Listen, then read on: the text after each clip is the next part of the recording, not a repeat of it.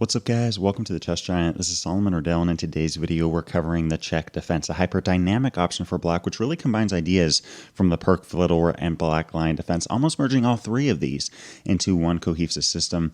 Another plus of this opening is that many of your opponents probably won't be too well prepared for the opening theory, so if you watch this video through a few times and really get to understand the lines, ideas, and strategy behind the Czech system, you'll be well on your way to winning some nice games and really just having some fun middle game positions to work with. Now, it's a response against the move e4, in which case we're going to play d6 with the Pirc Defense, giving white full control of the center of the board, but we're going to go after the center for the rest of the game, starting off with knight f6, and following knight c3 defending it.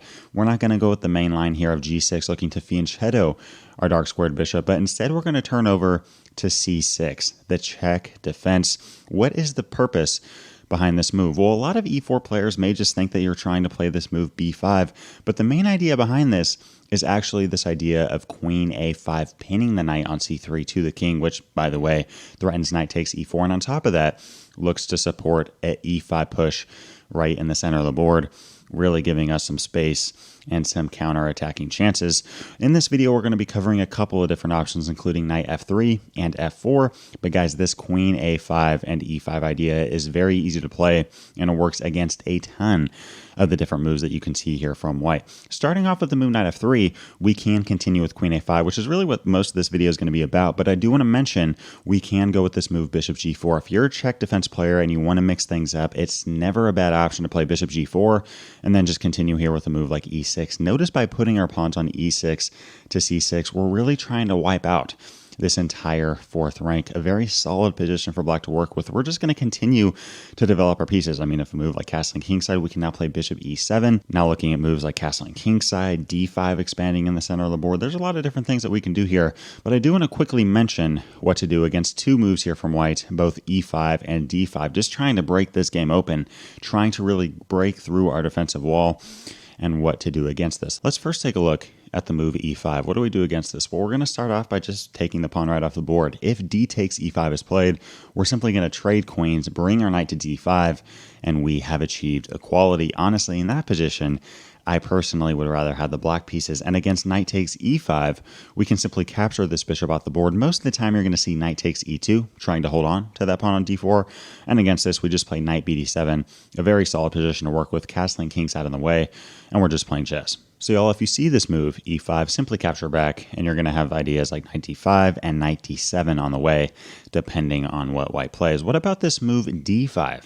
Really trying to break through, attacking both e6 and c6. Well, in this case, let's take towards the center of the board and then play e5. And notice what we've done here, guys. We have a very strong pawn on e5, really taking control of the dark squares in the center on d4 and f4. And oftentimes white will play a move like knight d2, trying to get rid of our light squared bishop because it does defend some key light squares here. But in this case, we're actually totally okay with just trading off bishops and then continuing with a move like castling kingside. And here from black, we have some nice flexibility, particularly this knight on b8 has a lot of potential options. We can bring this knight to a6, eyeing either b4, attacking the pawn on d5, or even knight c5. We could also bring this knight to a more traditional square, like d7, eyeing both c5 and b6, which, yet again, doubles up on that pawn on d5. We're going to continue to develop our pieces. This pawn on e5 is very nicely placed, and if white tries to get rid of it with a move like f4, that's completely okay. Let's just take this pawn off the board, and here if a move like rook takes f4, we can continue with something like knight bd7 followed by knight e5, and I have black here any day of the week. So y'all, that covers this move, bishop g4 followed by e6. A very solid setup, just developing your pieces, and you don't got to be worried about moves like e5 or d5. Against both of these, we're going to be completely okay. Now, what about the main idea here behind the check with queen a5? Pinning this knight to the king on e1. Again, notice if white plays something like bishop e2 or bishop c4, thank you for the pawn on e4. So the two most popular responses here that you're going to see are either bishop d3 or bishop d2. Let's first take a look at bishop d3. Obviously, we can no longer capture this pawn on e4 because it's currently defended, but now we have our idea of e5, supported by the pawn on d6 and our queen on a5. And look, if white ever wants to take on e5, this is really just going to help us in this position. White didn't really gain anything, and now we as black have full control over both d4 and f4, and our dark squared bishop on f8 is ready to jump into this game at a moment's notice. Very comfortable position for black, not to mention this potential d8 square for one of our rooks, which would be very nicely placed. So y'all, following this move e5, it's really not in white's best interest to capture off this pawn. It's simply going to make black's game too easy. Development is going to come very quickly, and we're going to have a nice playable game. What happens here if white plays a move like h3, trying to prevent us from developing with a move like bishop g4, making it so bishop g4 is never even an option, trying to pin this knight to the queen, which, by the way, is a key defender of that pawn on d4? Well, in this case, okay, let's just continue developing bishop e7, knight bd7. And I do want to say, guys, if you ever see a move like bishop d2, eyeing this queen on e7, and you have a bishop on e7, you might just want to bring this queen back to the c7 square. For example, if we play a move like castling kingside, not doing this, white now has this idea of knight d5 attacking our queen. We have to bring this queen all the way back to d8 to defend our bishop. We lose our bishop, and after queen takes e7, we're now down the bishop pair. Some of you may be wondering, okay, wait, wasn't that bishop on e7 somewhat passive? Well, in one sense it was, but in another sense, it was the glue that was keeping our position together, really defending that pawn on d6 and the knight on f6 as well. It's not like we're losing in this position, but I would much rather have this bishop on e7 and a knight on c3 as black here than trading both of these minor pieces off. And on top of that, whenever white does take on e5, our bishop is going to become more activated. I personally do not want to lose this bishop on e7. So here, if you do see a move like bishop d2, just drop this queen back to c7. And look, we did play queen a5 and then bring this queen back. It may seem as if we've lost some development, but we're not too worried about this bishop being on d2. It's not very active. It's a little bit awkwardly placed, and most of the time white's going to reroute it to a square like e3 anyways, trying to defend the pawn on d4. And notice here, guys, in a position like this, there's a couple of different options. One of them is just castling kingside, maybe trying to continue developing with a move like b6 and bishop b7. We can always take on d4.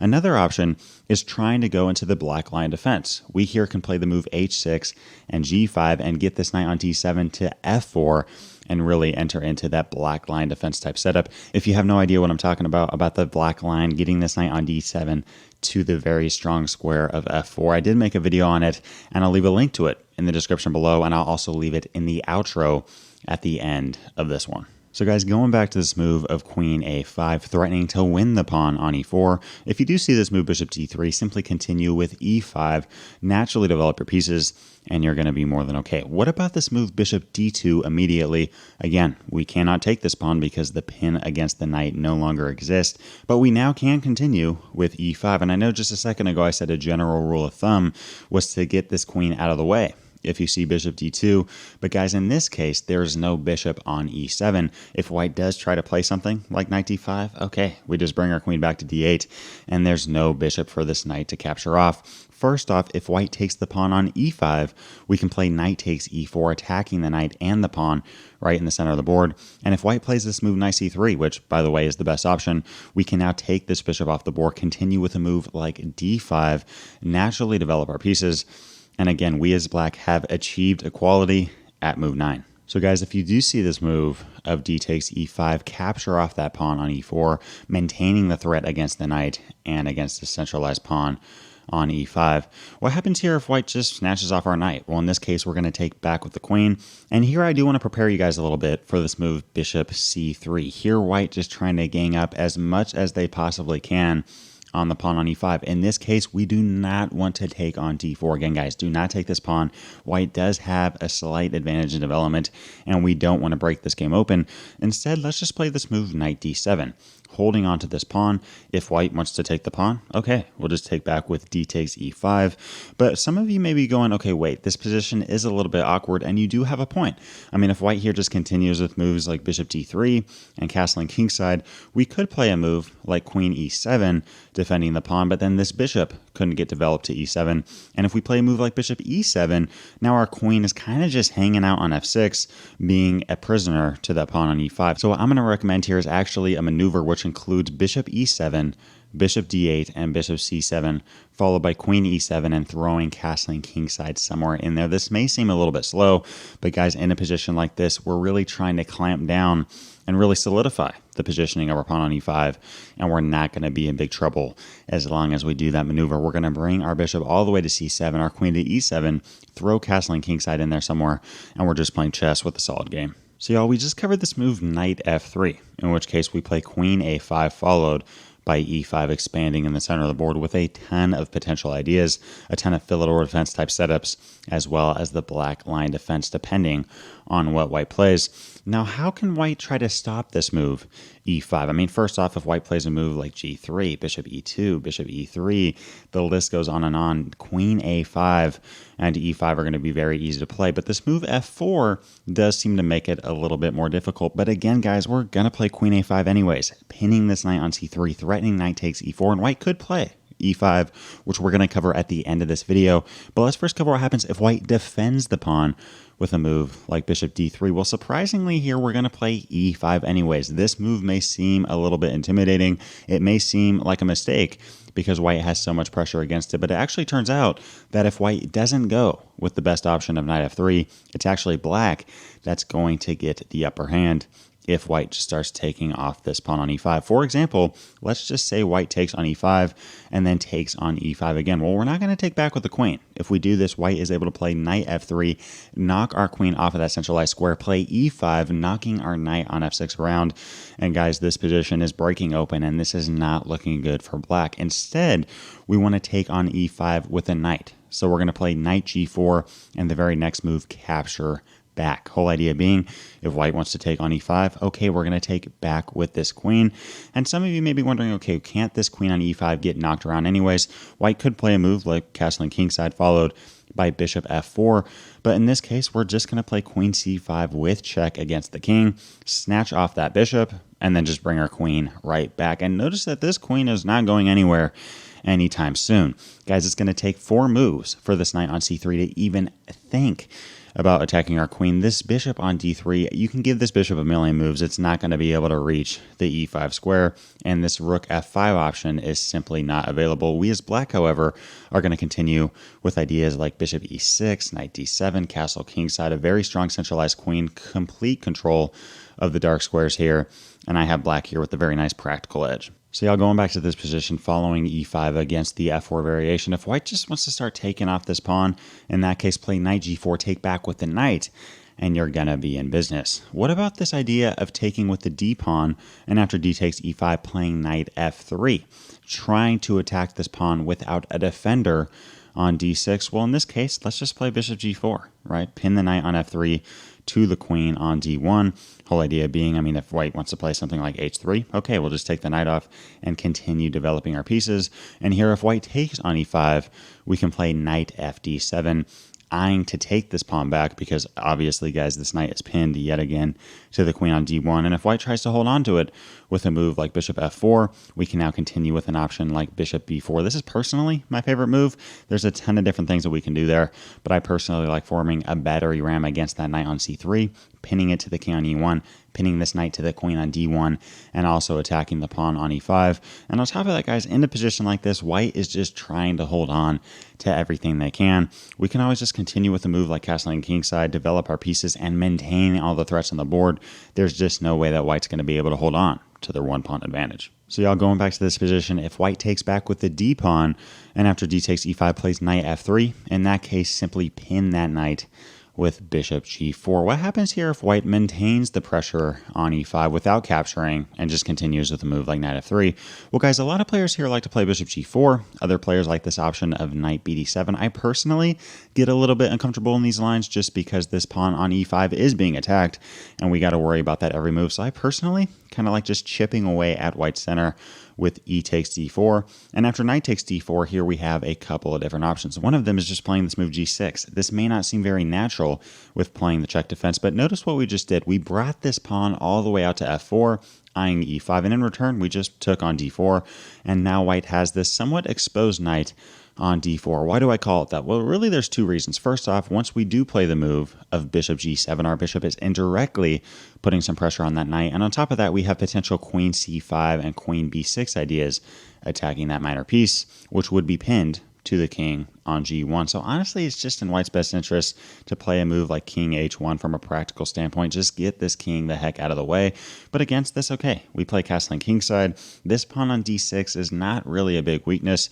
There's no way that either of white's knights are going to attack that pawn anytime soon. This queen is a long way away from attacking the pawn on d6. And on top of that, I mean, queen c7 is one move away. Now as black, we can continue with an idea like rook e8, putting pressure on e4, continue to develop and activate our pieces, and we're going to have some nice hyperdynamic ideas going forward. So y'all, one option here is playing g6, looking to fianchetto our bishop and just continue to develop our pieces. Another idea that we can go with here actually results in a potential trap. I've learned this from Varujan Akobian, a strong grandmaster player who I've known personally back in the day, and he's won a ton of games with this move, queen b6, attacking the knight on d4. Notice here, if white plays a move like bishop e3, okay, we're just going to snatch off that b pawn, attacking both the rook and the knight. So most of the time, white plays a move here like knight b3, and now we see Akobian oftentimes continue with a5, expanding on the queen side. He does this a ton in blitz and more quick time controls. Oftentimes, white will see this move, and they should play a move like a4, in which case, okay, we're just going to continue to develop our pieces. But oftentimes, white looks at this and goes, okay, black is just playing very bad. I have a ton of development opposed to black, and this queen on b6 is a big target. So why not play this move queen e2, and then after a4, continue with bishop e3, attacking the queen. Well, now as black, we play queen b4, and again, it just doesn't seem like black is playing very strongly here, especially after a3.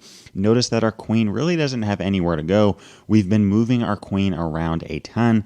I mean, queen a5, queen b6, queen b4, and it currently doesn't have anywhere to go, but that's okay because we have this move a takes b3, giving our queen an escape square, winning the minor piece on b3, and here if white takes on b4, we now play rook takes a1 with check. Now up to this point, we have a minor piece and a rook for the queen.